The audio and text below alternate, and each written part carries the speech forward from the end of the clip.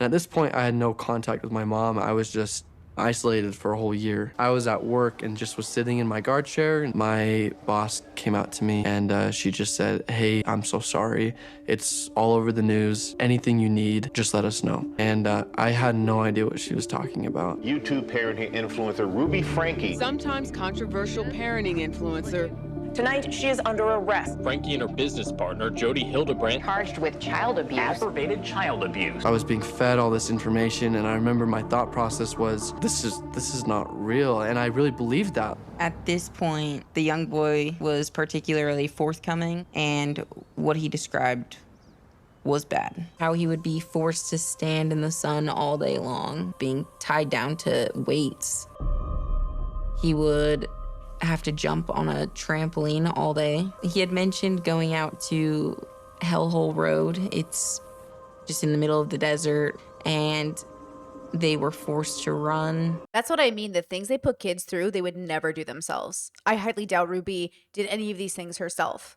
The fact that you would make children do them, like something is significantly wrong with your brain. But at the same time, without it being something where you're out of your mind, it's something they might just actually justify as reasonable. And that's why when I look at like Ruby and a Jodi, I'm like, do you really think this is good and you're doing it? Or are you literally insane? And if I give you a pill, all of a sudden you won't be insane anymore. Like, what is making you do this to children? And on the nightstand, there's this blue folder. Like, she's literally written down everything. Oh my God. See? So some part of me thinks they think it's good and that's why they wrote it down. Because if they were, I feel like if in some way, like I feel like if they, well, maybe if they were criminal, I don't know. I imagine criminals would somehow hide evidence, but maybe not. Like maybe they didn't think there was anything to hide, which is why it's even more just insidious in a sense.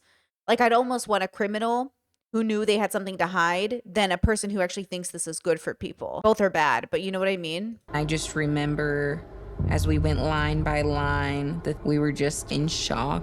I will not feed a demon. Jesus. July the 10th, 2023.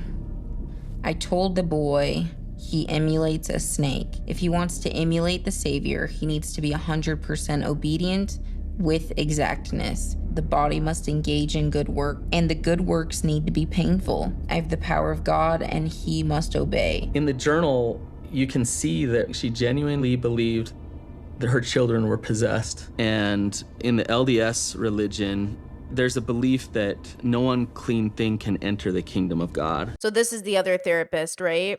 And that's what I'm saying. I'm saying there's like 3 categories. And it's like, yeah, did you really think this was good? And that doesn't change anything, by the way. You're still dangerous because you thought this was good for your kids, which means you're still dangerous to yourself and others.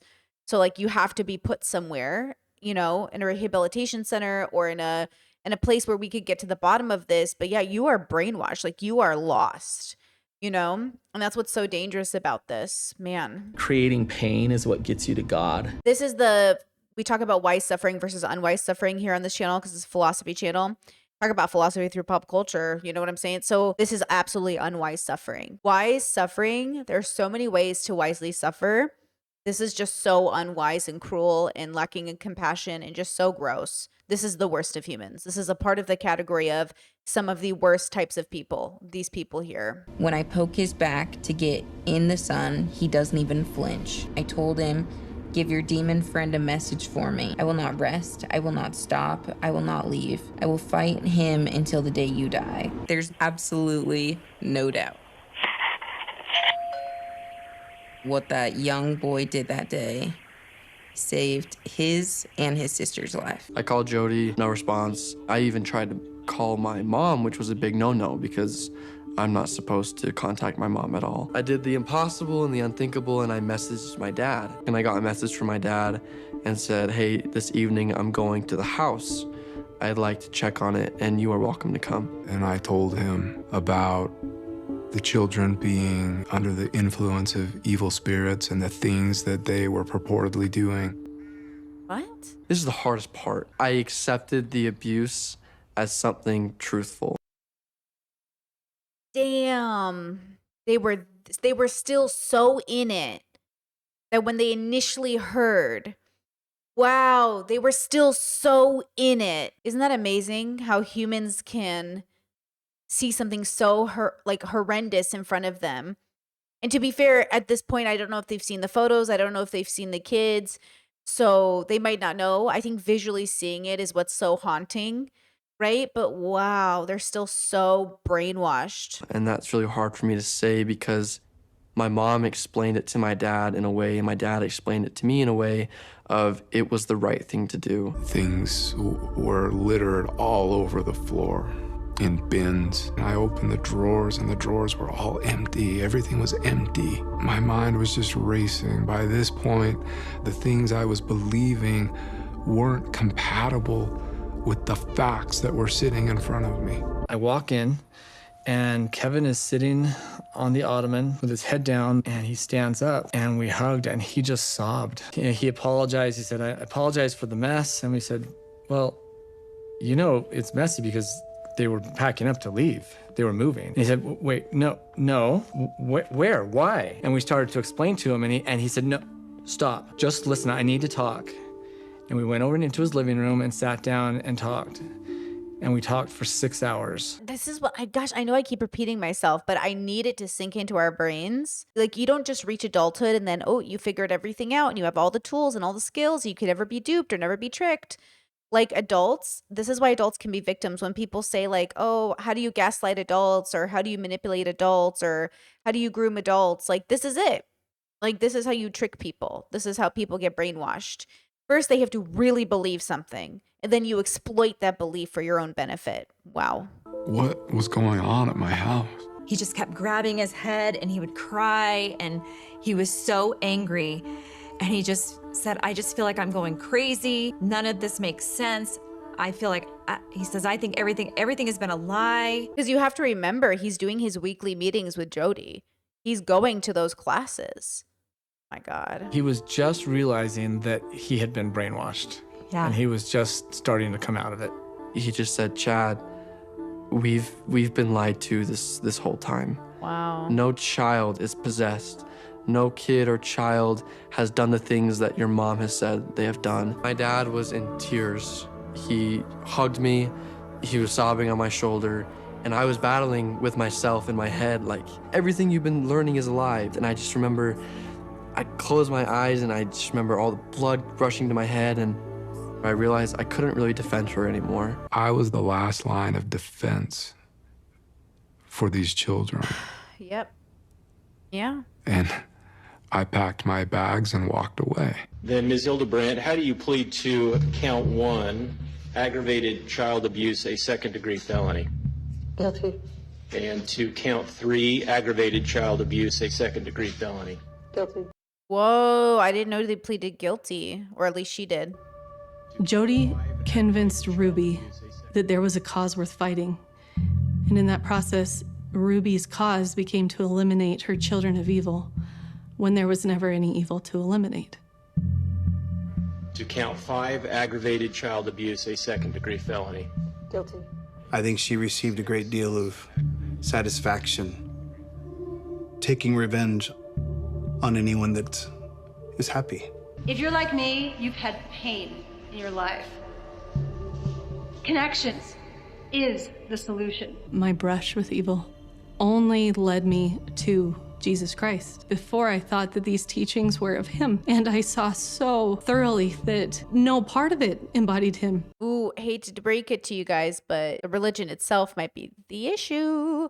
Isn't that funny how we know cults are bad because of this, but then we still sign up for religions? And I'm not saying religions are cults, but I'm saying, like, now you should question the religion. If you were wrong about Jodi, maybe you're wrong about religion. I found it very difficult to look at Ruby, and so I chose not to. Ms. Franke, how do you plead to count 1, aggravated child abuse, a second-degree felony? Guilty. They're not even trying to hide it or fight it or nothing. To hear this woman that I had worshipped just admit to destroying our family.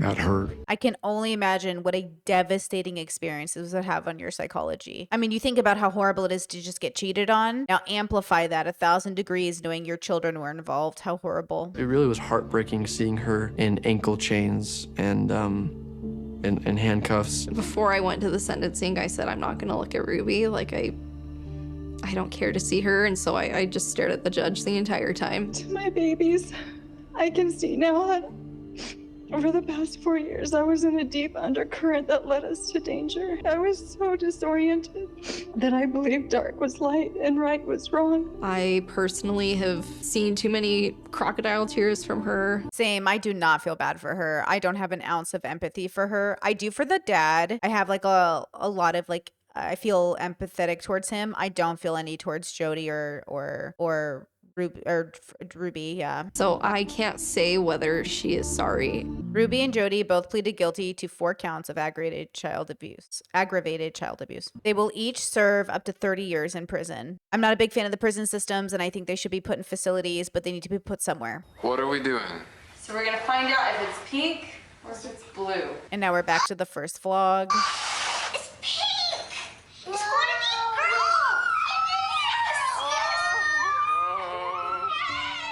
Where are you at with Ruby now? I will never talk to her again. Like whether she's the most apologetic person in the world or not, like that doesn't change anything for me. I don't think that's bad or good. I think that's her choice. She gets to do that. I think it would have been just as fine if she had said, I'm going to go see my mother and I'm going to talk to her, you know? I think that's just as valid. I think she gets to make that choice and nobody else gets to. We have one childhood and one mom, and that was mine. I miss a mother figure.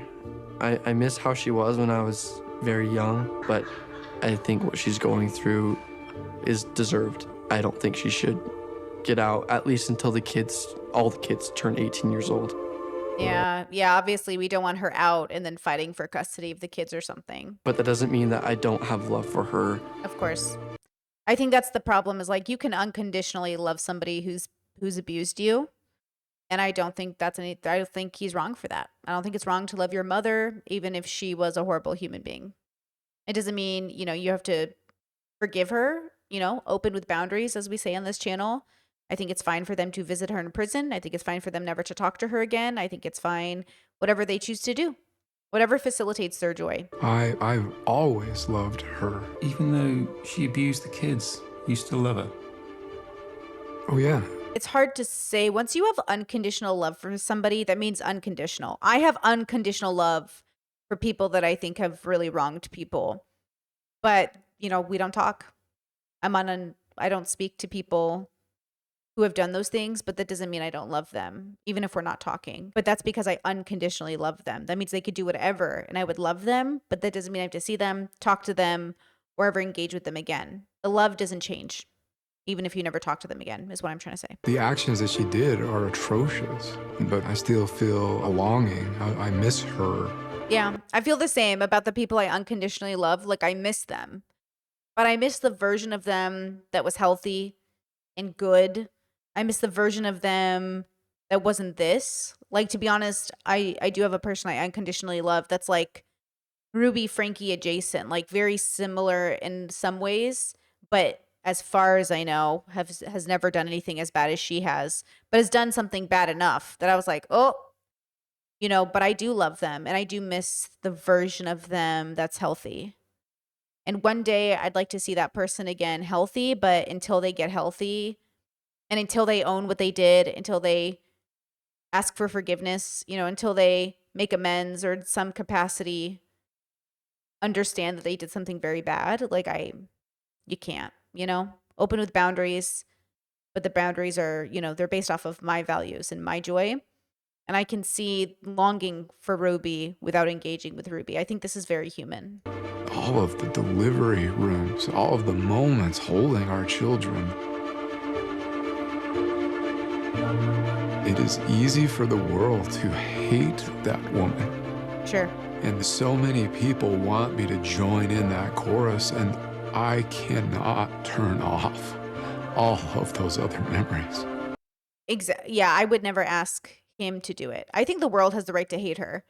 I think he has the right to love her unconditionally. How do you make sense of all this? Of what's happened to you all? This really is a story of love, of hope, of family. But this is also a story of deception, of control. And ultimately, it's a story of faith. Pourquoi? If you put your faith in the wrong hands, you can lose everything. Thanks, you guys. Happy scheduling.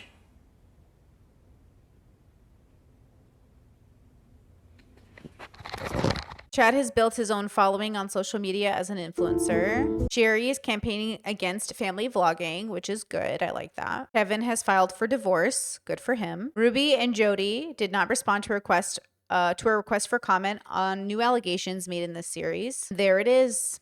That is one of the most devastating and heartbreaking stories I have heard. And one of the reasons I couldn't cover it on stream at the time is like I am incredibly sensitive to child abuse. I feel very strongly that most people are not ready or thoughtful in their parenting, that most people just think it's easy peasy lemon squeezy, and they don't understand they're raising like a real person with real feelings who's going to grow up into a real adult, and they just take for granted how important it is and how serious it is to be a parent. And, though I think people are trying their best, I think my heart just breaks for these kids. And that's why I'm so critical of people's parenting. That's why I will call it out. Because at the end of the day, like, you can talk about how good you are as a parent, but if you're Elon Musk going around telling people your kid has died because they've transitioned, like, you're a bad parent. You're a bad parent. Because that little girl that you're saying is dead is living her best life on social media, not having a relationship with her father because her father likes to pretend she's dead. Like, how is that good parenting? You know what I mean? And then he just keeps making more and more babies. It's like, yeah, I'm going to be critical of your parenting. And at the same time, I want to give a lot of grace and compassion to parents because I know parenting is very difficult. I know most people are not preparing for it. And I know most people are not Ruby, Frank, and Elon Musk. And so I want to also keep that in mind as well, right? And yes, one of the reasons I chose not to become a parent, one of the many reasons, was because, I am trying to break that generational curse.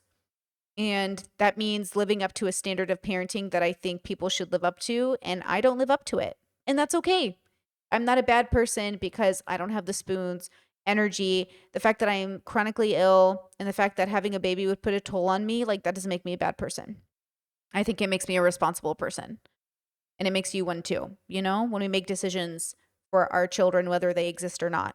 My kids don't exist, but had they, we would have done our best, but I'd prefer to make a baby in a more ideal situation. Thank you for the people who recommended I watch this series. I hope you guys learned something from it, and I wish you well. See you guys for the next one. Bye.